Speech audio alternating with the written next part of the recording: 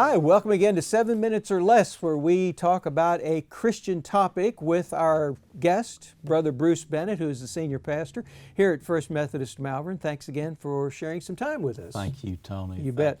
Last week we talked about, the last 2 weeks, as a matter of fact, we talked about how to become better disciples, put it that way. Now, okay, the question is, how do we make new disciples in the faith, and how do we nurture them? Yes, that's the part of that question that was given to us about intentional discipleship. That's the part that made me the most nervous, making new disciples. Well, it puts you out of a comfort zone, doesn't it? Yes, it does. Yes, it does. Yeah. Especially if you're a United Methodist, we've kind of forgotten how to make new disciples. We just think it happens on its own and doesn't need any encouragement. Central to Jesus' ministry was being intentional about calling people to Himself to become disciples and also sending them out to make disciples.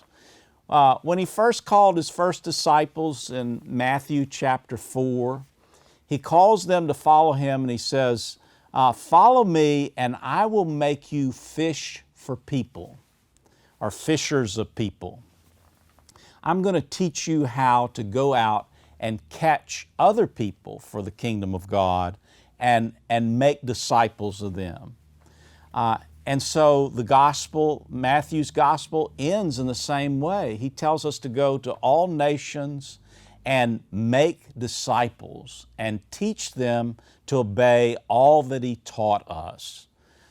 And so that's part of what it means to be a disciple, is to intentionally create new disciples. So how exactly does that happen? Well, it doesn't really happen by knocking on doors in general. Maybe every once in a blue moon now, someone will knock on a door and say, "Are you saved?" And someone will come to faith. But generally now, they'll slam the door on you. So how are new disciples created? Well, they're actually created the same way that they were created in the first century. It is through friendship, close friends that you end up sharing your faith with. Here's how it happens. When your life becomes filled with God, when your personal life is so filled with God's presence, when you're with other people, it's only natural that they begin to notice how much you love God, and the corollary to that is also loving other people, even strangers. And that's a very attractive thing to us. When I see someone who loves all people, it is attractive to me because that's what we were created to be. And so when you see it in someone else, it causes you to ask the question, well, how is that person like that? And how did they get to that? And how do they have a certain joy that nothing can take away? And so when you practice this faith, it becomes so much a part of you that other people notice and they're drawn to it. Beyond that, whatever you love, you end up talking about. Think about the topics that you talk about most. It is the things that you really focus your life upon.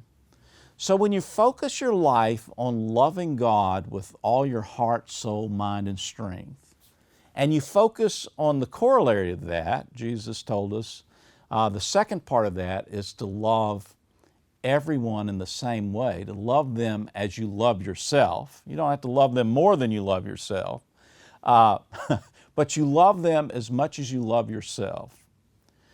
When that becomes central to your life, you just end up including it naturally in conversations. You don't have to look for places to include it in conversations. Have you ever been with someone who just talked naturally about God as if the Lord was their best friend? That's how it happens. It just comes up in conversation, and people are attracted to it. So you have to learn how to recognize that it's attractive and learn how to bring other people into this faith and not be afraid of doing that. So that when they begin to draw closer to God, you share with them, well, what you need to do is practice praying every day.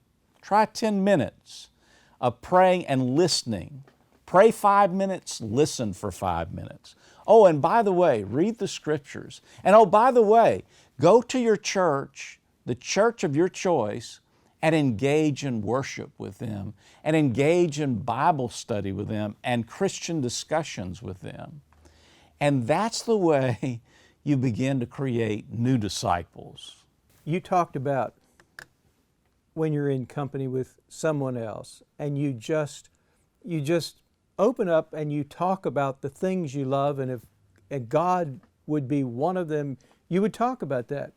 In today's age of political correctness and not wanting to offend someone, I think people are genuinely afraid to open up Yes. and discuss something like that, Yes. which is really kind of sad.